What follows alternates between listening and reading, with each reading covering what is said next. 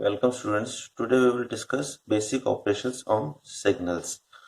Operations are divided into two types: operation performed on dependent variable, operation performed on independent variable. Dependent variable operations are amplitude scaling. If we multiplied the signal with some scalar quantity 5, 6 times and 10 times and so on, such as electronic amplifier which amplifies the signals. Second operation is addition of signals, that is addition of two distinct signals to get different signal. X1t plus X2t is equal to YT. Physical example of addition is audio mixer, where voice and music are to be added. Third type is multiplication, where two signals are multiplied together. Its physical example is AM radio, amplitude modulation radio, where information signal is multiplied with carrier signal to form AM signal. Fourth type is differentiation of signal, where we differentiate the signal with respect to time or variable with which the signal is varying. Physical example is an inductor operation, where an inductor L has the property that it differentiates the current flowing from it and produce the voltage. Fifth type is integration. Integration is integration of the signal with respect to minus infinite to present time.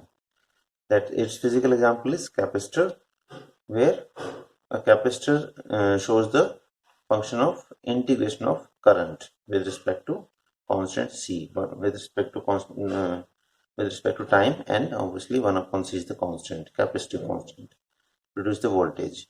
These are the basic operations which we already studied in our previous subjects, but now we are focusing on these operations. Operation performed on independent variable. That is, now we have to change the time. We have to change the internal variable. Okay. Time scaling property first. Time scaling operation. In this operation, we will multiply or divide time t. That is, if we multiply time t with greater than one quantity, then it will become compression. If multiply time t with less than one quantity, then it will be expansion. Here it is the example that suppose a signal -1 to 1 varies from -1 to 1 and having some amplitude. Amplitude will remain same because it is not amplitude scaling, it is only time scaling. So -1 to 1 xt, it is in time domain. So now after applying the twice a is equal to 2, that is 2t, then it means a is greater than 1, it means compression. Compression means signal will now get compressed by half, that is -1 by 2 to 1 by 2. If we expand the signal, then we have to multiply the t with 1 by 2, that is now expansion by 2 twice, -2 to 2, the signal is expanded. So it is the time scaling. Second is reflection. Reflection means simply change the time domain with positive and negative domain. Negative domain is interchanged with positive domain, that t is replaced by -t. So simply, if any signal varies from -t1 to t2, then its reflection will vary from -t2 to t1. All the values are just reflect back, flipped, you can say, or folded. There are different terminologies we used. Okay, just you have to flip the signal and find the other signal. Then the time shifting. Third property is time shifting, where we will shift the time domain of the signal. That is, t is replaced by t minus t naught. Now t is replaced by t minus t naught. It means if t naught is positive, we will shift the signal in positive domain. If t naught is negative, we will shift the signal in negative domain, negative axis. Okay. So for example, suppose we have a signal -1 by 2 to 1 by 2 varies, and amplitude doesn't matter obviously because these are time operations. So amplitude will remain same. So when we put the t naught -2, it means it becomes xt plus 2. T naught minus 2, t minus 2 plus 2. So this signal will be shifted towards negative time axis, that is -2. This t naught is, this is t naught, this is Now suppose we will shift the signal in positive domain, then T naught should be equal to plus positive 2, the T naught is minus 2. So now the new position of signal is at the position 2, around the same, minus 1 by 2 to 1 by 2. Now 2 minus 1 by 2 to plus 1 by 2, that is, it will remain 3 by 2 to 5 by 2. The signal will shift it towards right or in positive x time axis. So these three operations are very important while doing the signal analysis, and here are some examples and precedence rules. And now there is some precedence rule. Precedence rule says that when we have several operations, time shifting, time scaling operation, then we will first apply the time shifting operation, and after that we will apply the time scaling operation. Always that a signal will apply first time shift operation, then we will have that time shift means t is replaced by t minus t naught or t minus b, then it will be an intermediate signal, and then intermediate signal is again time scaled, because in time scaling we put the t is replaced by at. So now VAT, where everywhere this is t is replaced by at,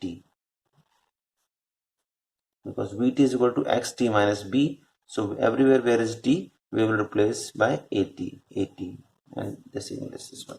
So this is the time scaling version. So first we will apply time shift, then time scale always. This is the precedence rule. For example, suppose we have a signal minus 1 to 1. Now again amplitude is 1, taking as for simplicity. Now this signal is first time shifted towards in negative axis, that is t naught here, or b is minus 3 here, that is t plus 3. Okay, so it must be shifted at the minus 3 center point. It is shifted at minus 3 point. Now it is the time shifting. Now time scaling. Time scaling, suppose we have to do the time scaling by 2, so it must be compressed by 2, that is minus 4 divided by 2 minus 2 divided by 2. So it becomes minus 2 and minus 1. It will be compressed. Amplitude will remain same. So this is what final signal after applying time shift and time scaled operation. Another example, suppose we have x3t plus x3t plus 2. We have to calculate this term, and we are given that xt is equal to minus 1 to 1. Okay, so first we have to add two signal, basically addition of two signal. So now there are two operations basically. First we will calculate x3t, then we calculate x3t plus 2, and then we will add both the signals. So x3t is nothing but the compressed version of xt, compressed by 3, that is minus 1 by 3, 1 by 3, compressed version. Now it is compressed. And x3t by 2 plus 2 is the compressed version should be shifted towards, okay, the compressed version should be shifted. So first we will apply shifting. To calculate this, we have to apply first shifting. First we will shift the signal at t plus 2, that is at minus 2, and then we will compress the signal, and it will become 3t plus 2. Okay, now these two signals are to be added and to form a final signal. This is the final signal. This value is this value, and this value is this value. Okay, so we are adding both the signals and final signals. Another example, suppose we have this signal which varies from 6 to 12, crossing the axis at 12, then peaking the value 15, and then reach up to 24. Suppose we have not scaled here because it will be a very large figure. Now then we will scale. Now we have to apply the compression, that is compression by 3. So simply compression means every value at the time axis will be divided by 3, not the amplitudes. 6 divided by 3 becomes 2, 12 divided by 3, 4, 15 divided by 3, 5, 24 divided by 3, 8.